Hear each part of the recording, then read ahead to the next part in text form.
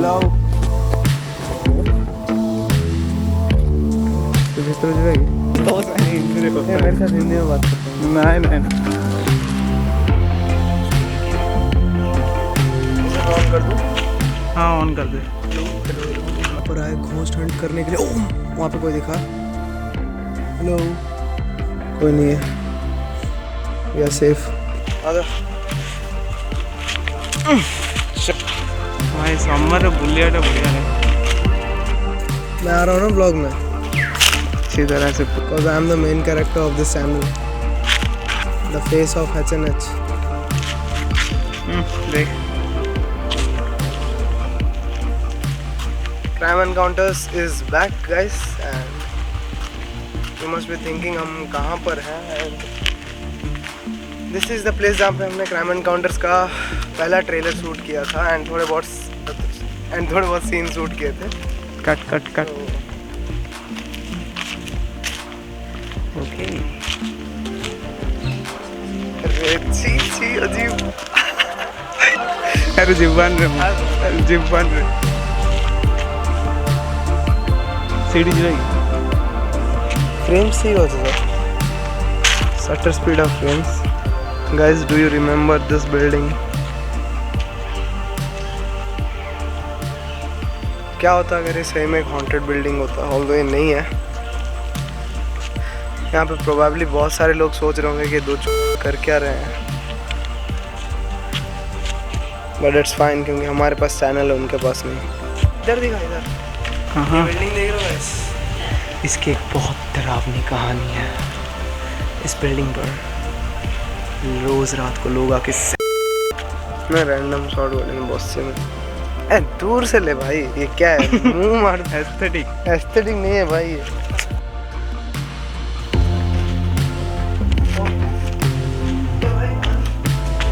सूखा हुआ कचरा मत दिखा भाई।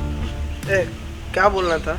हाय everyone, welcome back to another video. पहले भी बोल चुका हूँ क्या ये वहाँ पे? हो चुका है पहले से। ये वही बिल्डिंग है जहाँ पे ट्रेलर शूट हुआ था। ये भी बोल चुका हूँ, फिर भी बोल देता हूँ। और नया क्राइम एनकाउंटर्स आ रहा है, सॉरी देख रहे हो तुम लोग, तो इसीलिए थोड़ा सा गैप लिया था हमने। नाउ यू नो कि क्यों इतना टाइम लिया था। एंड क्राइम एनकाउंटर्स को हम काफ़ी हाई एडिटिंग के साथ लाते हैं, ये बात तो तुम्हें पता ही है, सो लाइक कर देना। अबे इतना ऑकवर्ड मत कर भाई, मुझे थोड़ा दूसरी चीज़ें भी दिखा। क्या दिखाऊं? कुछ दिखाने के लिए नहीं है। नदी है, ये क्या है? ये एस्थेटिक है क्या? क्रिंज है भाई। तो वीडियो के बारे में थोड़ा बात करूँ तो this is one of the most disturbing cases जो मैंने आज तक कभी रिसर्च किया जिस चीज़ पे। And this case will blow your mind. And जो इस केस की मेन कैरेक्टर है उसको देखने के बाद तुम्हें सबसे पहले तो बिलीव ही नहीं होगा कि is this real, but as we progress to the video धीरे धीरे समझ जाएंगे, धीरे धीरे।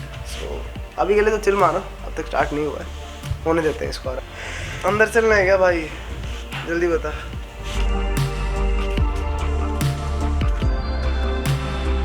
ना ब्लॉग के लिए कभी कभार कुछ इंटरेस्टिंग करना पड़ता है, तो हमें भी करना पड़ेगा। क्या? Let me show you the haunted building. जल्दी आओ। आइसक्रीम उड़ के सेटा भी नहीं चाहिए।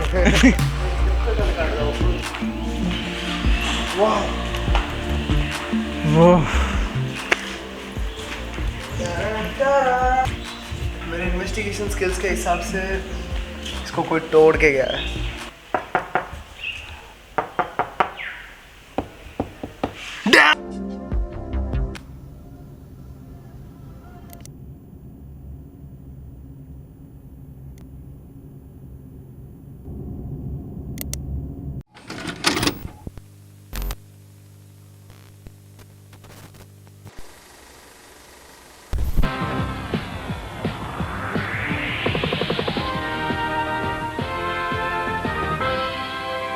The program you are about to see was compiled from the act. Why is your brother afraid of you? Because I hurt him so much. Why do they lock it shut? Because they don't want me to hurt John. And what would you do to him, Beth? Stab him. Okay. What would you stab him with? a knife.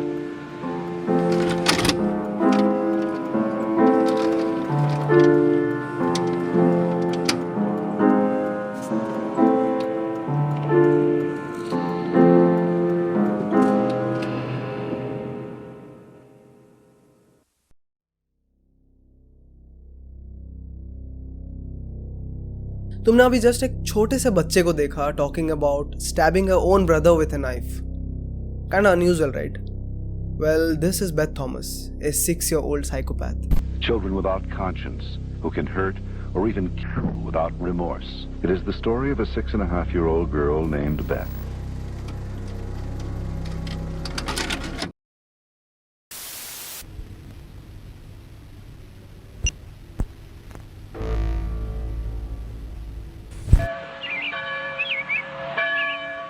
Jesus couldn't have lived to save Israel, yet he chose to die to save the world. The year is 1984.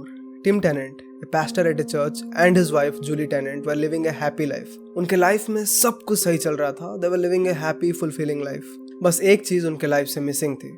उनके खुद के कोई भी बच्चे नहीं थे. So they always wanted to adopt a child. फरवरी 1984 को उन्हें डिपार्टमेंट ऑफ सोशल सर्विस से एक कॉल आता है और ये कॉल उनके लाइफ को एक नए मोड़ की तरफ लेके जाने वाली थी. उन्हें उस कॉल पे बताया जाता है कि उनके पास 2 बच्चे हैं अडॉप्शन के लिए.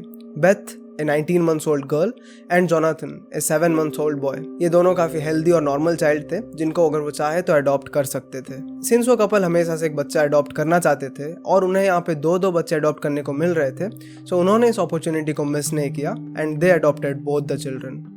But we wanted to share that with somebody else, and we felt like we had a lot to pass on to a child, and that was what we really wanted to do. And when the phone call came, it was like, at last it's here.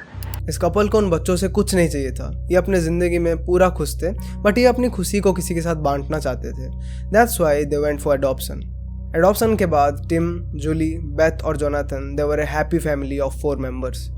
उनके plans तो थे कि आगे चल के वो एक काफ़ी अच्छी लाइफ जिए बच्चों के साथ, पूरे परिवार के साथ, बट ज़रूरी नहीं कि हर बार चीज़ें प्लान्स के अकॉर्डिंग ही जाए. Their dream became a nightmare when they realized that Beth and Jonathan had severe.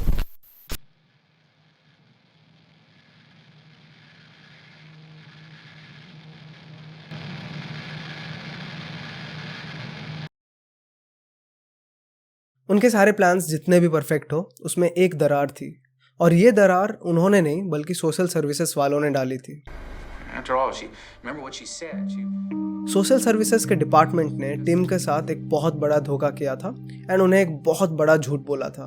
They said कि बेथ और जोनाथन दोनों नॉर्मल चिल्ड्रन हैं, दोनों परफेक्टली फाइन हैं और हेल्दी हैं, बट ऐसा नहीं था.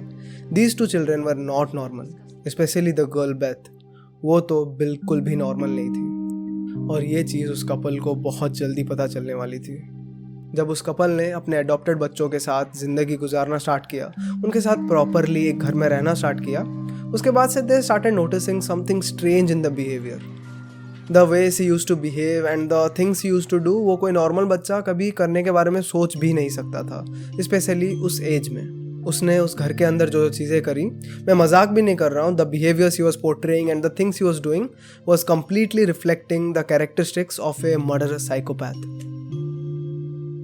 उसने ऐसी बिजार चीज़ें करनी स्टार्ट कर दी थी जिसको देख के कोई बड़े से बड़ा आदमी भी डर जाए. And she was doing all this at such young age.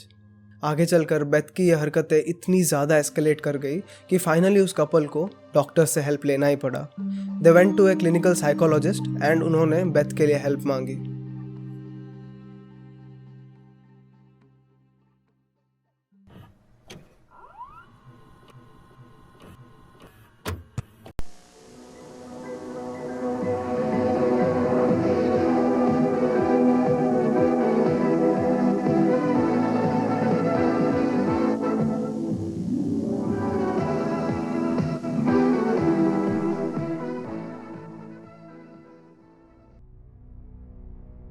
In 1990, HBO released a documentary named Child of Rage.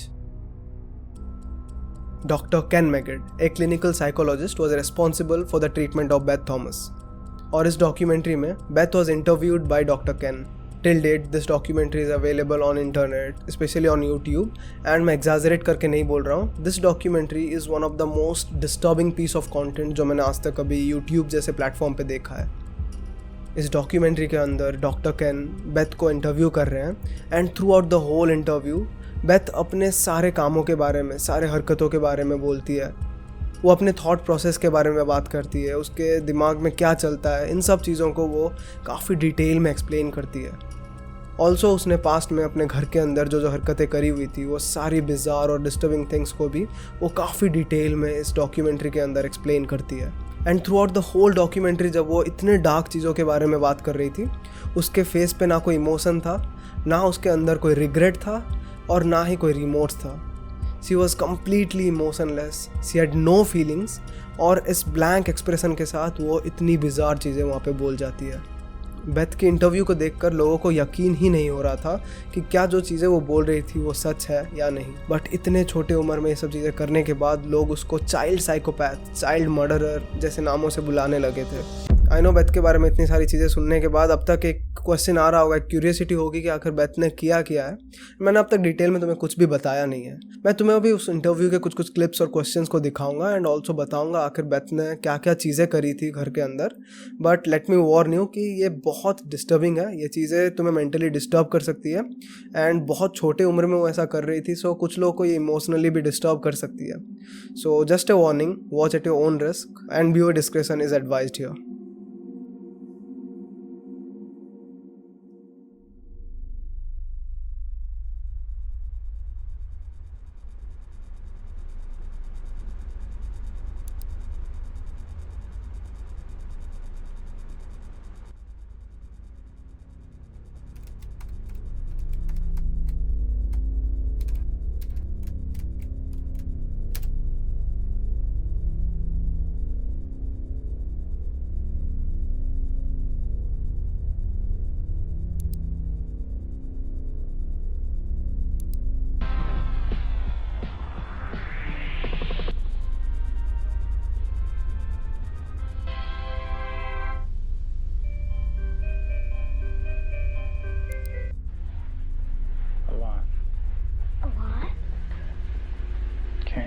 And what are you trying to do to your brother?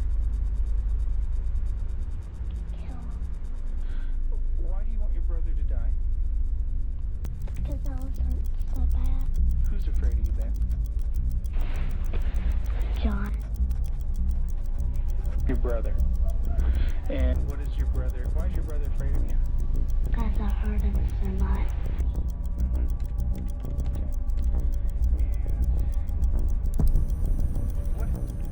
At nighttime, what do your parents do to your door? Lock it shut. Why do they lock it shut? Because they don't want me to hurt John. Right. And they're kind of afraid of hurting John? Of you hurting John? Mm-hmm. Okay. Are they afraid that you might hurt them? Yep.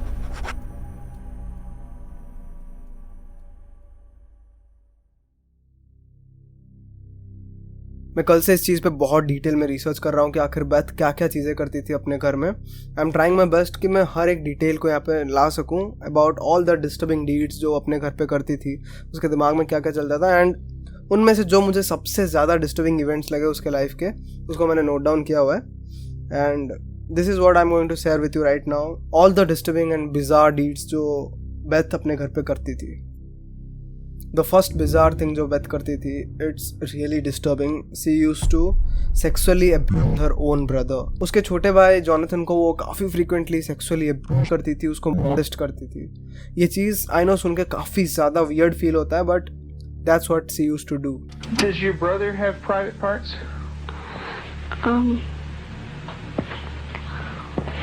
Yeah. Yeah. What is his private parts? And And what do you do with your brother, with his private parts, Beth? I hurt it. Tell me about it. What do you do? Now I pinch it. Squeeze it. Kick it. When you do things to your brother's private parts, what does he say? stop. Okay, tell me that. Well, he says stop, but I don't stop.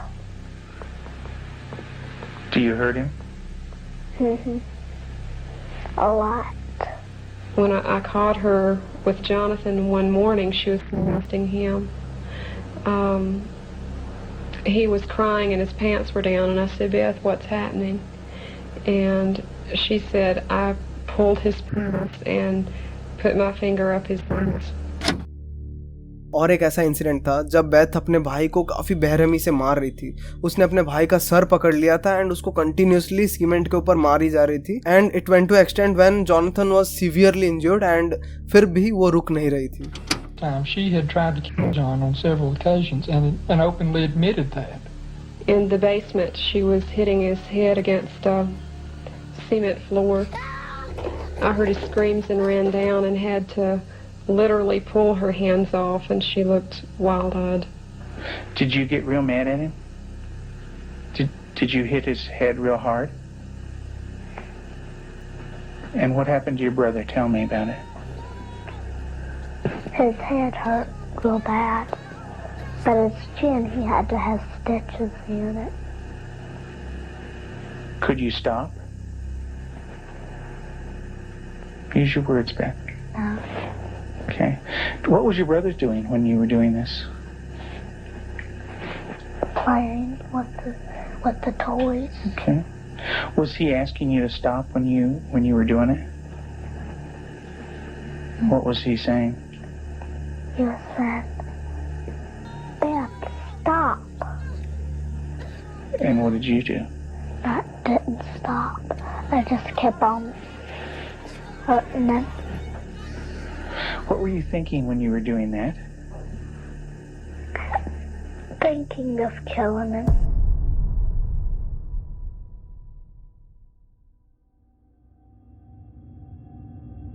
This is another incident जब Beth ने अपने घर के कुछ kitchen knifes को चोरी कर लिया था। घर में पेरेंट्स ने नोटिस किया कि उनके कुछ किचन नाइफ्स मिसिंग है, बट वो लोग डायरेक्टली बेथ पे डाउट करना नहीं चाहते थे क्योंकि it could be a bad negative impression कि शायद वो उस पर हर चीज़ पे डाउट करने लगे, बट एक्चुअल में ऐसा ही हुआ था। बेथ ने किचन नाइफ्स को चोरी किया था एंड उसको रखा हुआ था एंड जब उसको इंटरव्यू में इस बारे में पूछा गया तो उसने काफ़ी क्लियरली इस चीज़ को मेंशन किया कि वो जॉनथन और अपने पेरेंट्स को उस नाइफ से मारना चाहती है। She wants to kill them all. Tell me about the knives. Where did you get them? From the drawer. And where else? Do you remember? Mm-hmm. Tell me about it. I got them from the dishwasher. What kind of knives?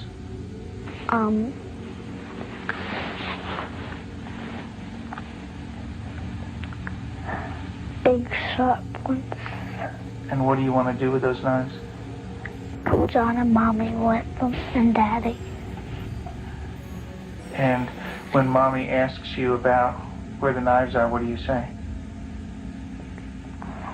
I don't know where they are. I know this is very hard to believe, but अब interview है and वो ऐसा बोल रही है तो हम क्या ही कर सकते हैं।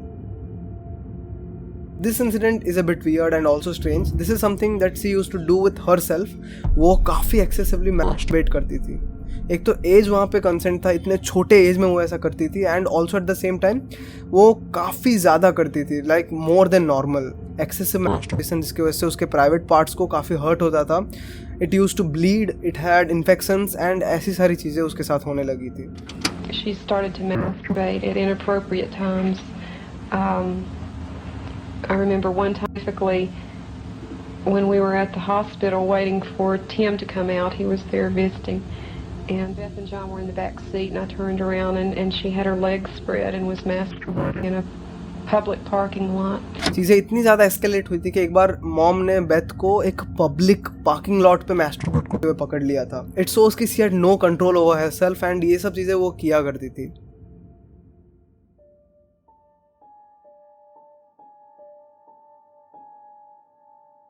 Now comes one of the most darkest incident. जब बेथ के रूम में कुछ पक्षियाँ थी, एक पक्षी का नेस्ट था एंड वहाँ पे कुछ बेबी बर्ड्स थी. बेथ की मॉम ने उसको काफ़ी क्लियरली इंस्ट्रक्ट किया था to never touch any of the birds. But फिर एक दिन जब सुबह बेथ की मॉम उसके रूम में आती है, सी फाइंड्स आउट कि उनमें से जो बेबी बर्ड्स जितने भी थे वो सारे मरे हुए पड़े हुए थे. उनका गर्दन मरोड़ के किसी ने उनको मारा हुआ था. एंड थोड़ी देर बाद बेथ इस चीज़ को उनके सामने एक्सेप्ट करती है कि उसने खुद उन सारे बर्ड्स को मार दिया था. Let's talk about what happened once when you were smaller, when you found some baby birds in a tree. What did you do then? I took them out. And what did Mom say to you? So we explained that she could hurt them, put them back, and went through a whole sitting down and talking to her about the problem of it. And the next day we went out to check the baby birds and they were on the ground dead with their necks broken. Do you know what Mom said to me? She said that all of them were dead. Did you squeeze them? Did Baby Beth squeeze them? You're doing a good job, honey. Go ahead and tell me what happened. I squeezed them. And what happened? They died.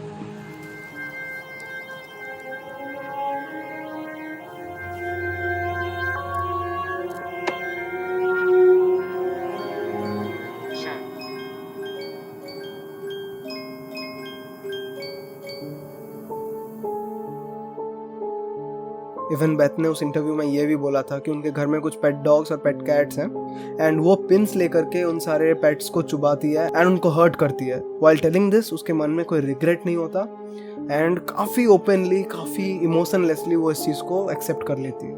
This event सोच कि उसको किसी को मार के भी कोई दर्द नहीं होता and she could even and up killing her own family अगर उसको रोका नहीं गया.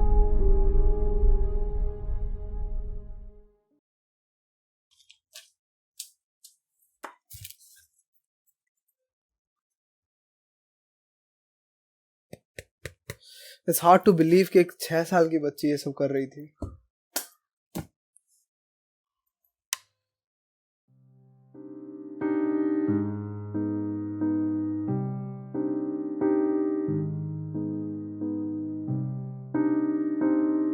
यकीन करना मुश्किल है कि 6 साल की उम्र में कोई ये सब चीज़ें कर सकता है और इन सब के बारे में दिमाग में सोच भी सकता है.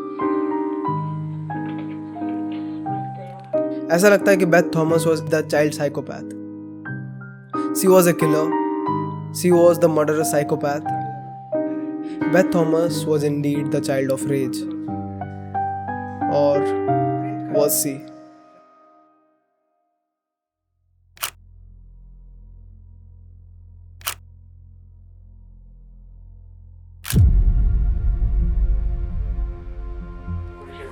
Where's your birth father? What's he doing? He's right there, and there's his hand.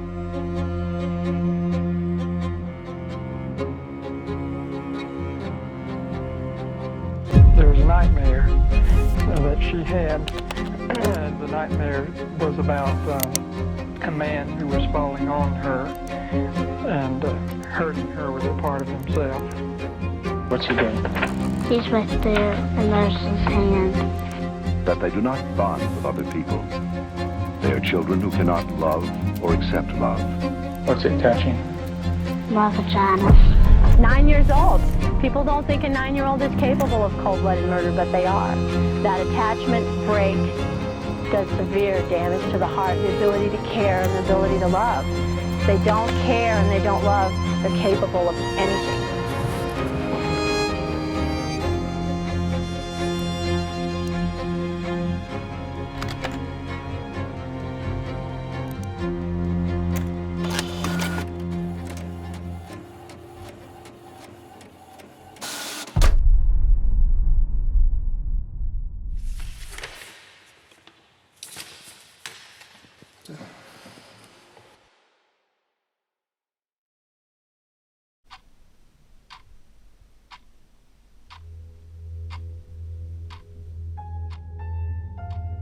I know दिमाग में कई सारे सवाल है.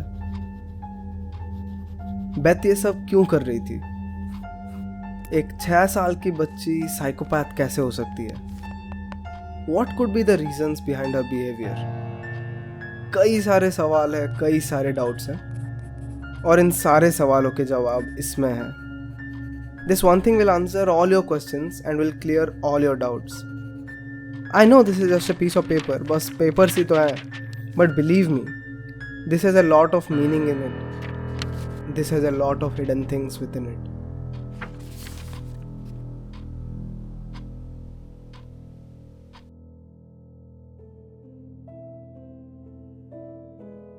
Well, to be specific, ये बस एक पेपर नहीं है. It's not just a piece of paper. इस पेपर में एक ड्राइंग है, एक ऐसा ड्राइंग जिसको खुद बेथ ने अपने हाथों से बनाया था when she was 1 year and some months old. What's he doing? He's right there, and there's his hand. इस ड्राइंग को तुम थोड़ा ध्यान से देखो. Have a very close look at this drawing. I know इसको समझ पाना थोड़ा सा मुश्किल है, but 1 साल के बच्चे ने बनाया है, so it's fine. But this hard to understand drawing carries one of the most darkest stories within it. इस ड्राइंग के अंदर बेथ की वो नाइटमेयर्स छुपी हुई हैं जिसके वजह से आज वो ऐसी बन गई थी. बेथ की वो सारी कहानियाँ इसके अंदर छुपी हुई हैं जिस वजह से she became a psychopath. This drawing has all the answers to the doubts जो तुम्हारे दिमाग में हैं. So basically this drawing will answer all your questions. I am going to reveal कि इस ड्राइंग में क्या था actually, but this is a very disturbing part, so be careful while you listen this.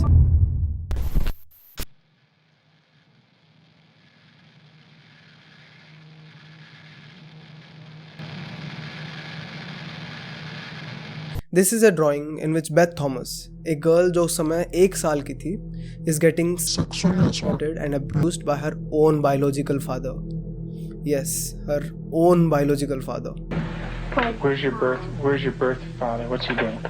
He's right there, and there's his hand. His hand's right there. Where? Right there. You can't hardly see it because it's green. What's it touching? Not the genitals. इसका मतलब यह है कि adoption से पहले भी Beth की एक पास्ट थी, एंड वो पास्ट काफ़ी ज़्यादा डार्क थी. बेथ की ये कहानी एक अनसुनी कहानी थी जिसके बारे में ज़्यादा लोगों को पता नहीं था, बट बेथ ने इस कहानी को खुद दर्शाया था अपने इस ड्राइंग के थ्रू. जब बेथ 1 साल की थी उसके बायोलॉजिकल मदर का डेथ हो गया था. सिंस बेथ ने अपने माँ को इतने कम उम्र में खोया था, she never developed a sense of trust और लव फॉर एनीवन, या फिर उसको काफ़ी ज़्यादा मुश्किल होती थी इन फीलिंग्स को किसी के लिए डेवलप करने में. माँ के डेथ होने के बाद वो बेथ को सेक्सुअली असॉल्ट करता था. He used to sexually and physically abuse both Beth and her brother Jonathan after the death of their mother. इतनी छोटी उम्र में, 1 साल की उम्र में, Beth has to go through all this terrible nightmares.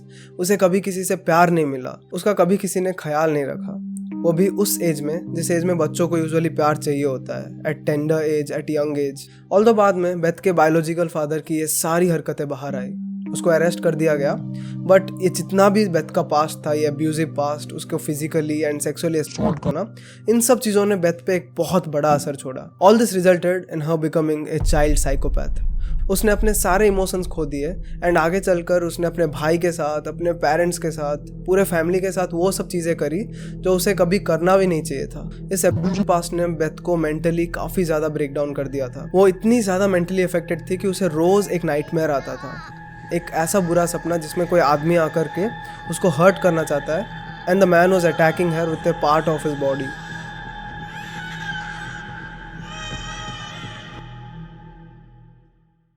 Beth की स्टोरी बहुत ज़्यादा डिस्टर्बिंग थी, and disturbing stories like these usually meet a very sad end, but ऐसा यहाँ पे नहीं था. I believe that Beth can make it. She's got a really bright mind. She's got a good heart now, which has done a lot of healing. She's got a really super set of parents. They're powerful, they're knowledgeable, they're motivated.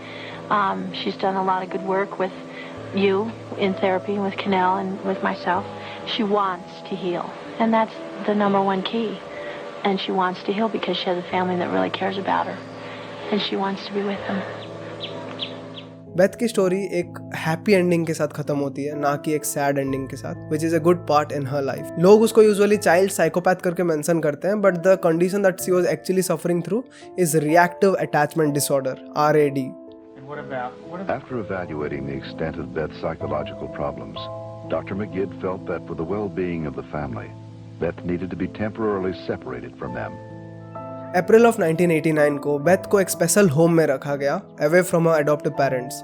इस home के अंदर Beth के जैसे और भी कई सारे बच्चे थे जिनके मेंटल कंडीशन बेथ जैसे ही थे। इन सभी बच्चों को एक काफ़ी स्ट्रिक्ट एनवायरनमेंट में रखा जाता था। इनका ख्याल रखकर उनको सब कुछ सिखाया जाता था स्टेप बाय स्टेप। ये प्रोसीजर बेथ और उन सभी बच्चों का एक ट्रीटमेंट का प्रोसेस था and luckily this treatment process worked for Beth. उसकी कंडीशन काफ़ी ज़्यादा इम्प्रूव हुई टाइम के साथ। उसकी इम्प्रूवमेंट की पहली झलक तब नज़र आई जब उसके अंदर थोड़े बहुत इमोशंस आने लगे। Beth, would you like to say grace, please? Heavenly Father, thank you for this good day and everybody doing good. In Jesus' name, amen. Even इस डॉक्यूमेंट्री में एक ऐसा पार्ट दिखाया जाता है जब बेथ को अपने उस पास्ट के बारे में क्वेश्चन किया जाता है एंड उस बारे में सोचते हुए वो रोने लगती है। Because when I hurt other people, I'm hurting my good self. Sad. It's kind of tough to talk about, isn't it? Yeah. It is.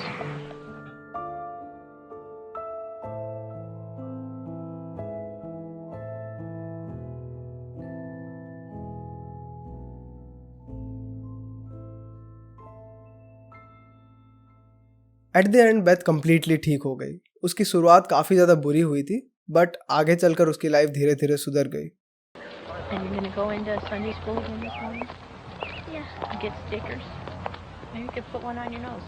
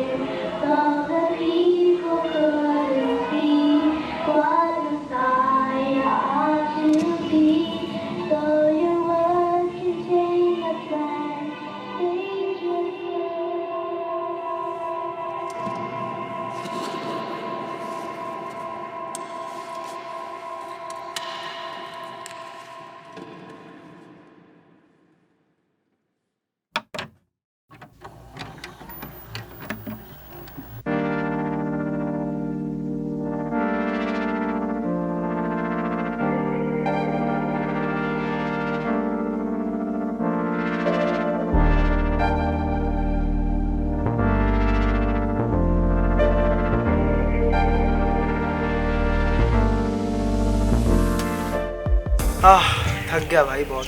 This is one of the most creepiest cases related to children, तो इस वजह से मुझे पता नहीं शायद video demonetize भी हो सकता है, I doubt. So let's see. तो इसीलिए हम डिस्कस भी कर रहे थे पहले कि भाई इतने वीडियोस डिमोनेटाइज होते हैं तो क्या हमें मेंबर से ऑन कर देना चाहिए ताकि थोड़ा सपोर्ट मिल जाए चैनल को। So what do you think about this?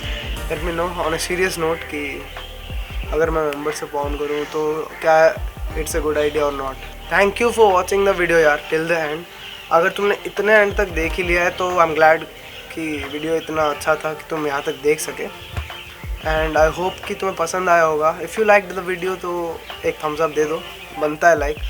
And बहुत टाइम लगा इस वीडियो को बनाने में, तो show your love in the comments to me, to the team, to Pankaj, to Abhishek, to everyone and keep up the support. I know थोड़ा सा late आते हैं videos but we try our best कि हम अच्छे वीडियोस लाएं। बट हाँ, ऐसा भी नहीं कि अभी इतना लेट होगा। क्राइम एनकाउंटर था इसलिए थोड़ा लेट हो गया, अब बाकी रेगुलर वीडियोस आएंगे ही। तो सब्सक्राइब कर देना। मैं मिलता हूँ तुमसे एक और वीडियो में, तब तक के लिए बाय। ब्रो हाँ रेकॉर्ड ही ना नहीं बस मैं रिकॉर्डिंग बंद कर दिया।